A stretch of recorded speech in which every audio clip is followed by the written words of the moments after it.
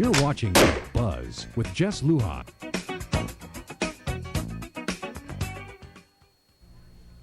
We're back with Governor Calvo and Senator Yamashita. Senator, we had a heated discussion here during the break. Anyway, go ahead. Yeah, see, it's like in the legislature. They should really let recesses during breaks. It's the more interesting conversation. But so that whole session really was about marksmanship in parliamentary procedure. It was really what is the right, how do you do it, how do you move it, and we had some very good seasoned legislators who knew how to do that. Who's a parliamentarian? But parliamentarian. Who is the parliamentarian? Who is the parliamentarian? Because I remember when they asked about parliamentarian, Senator Rory asked for parliamentarian, Yes. and I know Speaker says parliamentarian, huh? Right. Who? So our legal counsel, Therese Terlahi, was defined as the parliamentarian. Defined at the moment, right well, then and there. That she was identified as a parliamentarian. Okay. But because I have now 30 seconds to speak, I want to say that in the spirit of bipartisanship, truly, we moved forward what we believed was in the best interest of GMH to help them so that they can be a good hospital, be a hospital of choice for all of our families. Insurance or no insurance, that we really do believe what the governor was saying, and so we stood steadfast. And so the notions of the arguments of germaneness, the arguments of gambling, all of those arguments we had to weed through, and we had to keep focused on this is to get revenue streams to the hospital, and understanding they're doing a lot of other things to help themselves, but we needed to do that, and so we did, and we stayed, and it was trying because I am a novice, and many of others of us are new to this. So it's like, you really had to be watchful and mindful, eyes behind your head and all of that kind of stuff. But we're daggers right there. But we're glad.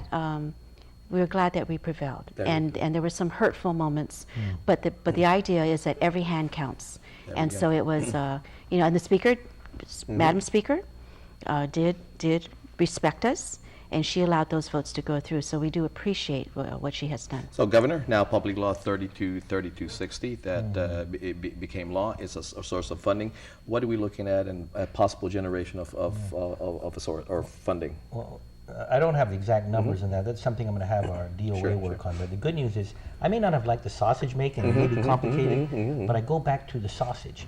And in the end, what's happening is there are more resources to a hospital that these resources are critically needed and will help all our people, all those that make use of the hospital. One thing that I'm deeply concerned about is some of the emotion that has come out of this, some of the anger from some of our citizens that are right-minded in their beliefs, but we're not the enemy, and we should not treat each other with disrespect. There may be disagreements.